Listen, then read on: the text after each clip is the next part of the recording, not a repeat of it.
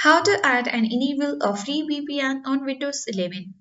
Hi everyone, welcome back to our channel. This is Rose from Create, Login and Delete. And without further ado, let's begin. First, click on the Start icon at bottom left. Go to Settings. Now select Network and Internet. Then click VPN. Click Add VPN option at top right corner. And now, for VPN provider, you need to select Windows built-in. In connection name, type VPN book.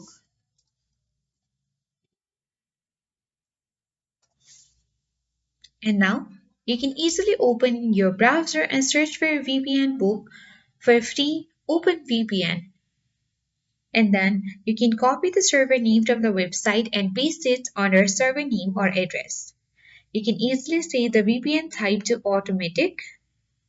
And now, you can set sign in info to username and password. Now you need to simply enter the username, which is optional, password that is optional, and if you want to remember your sign-in info, simply check mark the box. Then you need to click on the save button, then select your VPN and click on connect button. You can copy the username and password from VPN book's websites and enter them. Once connected, your VPN will be activated. So in this way, you can add and enable a free VPN on Windows 11. I hope this guide was helpful.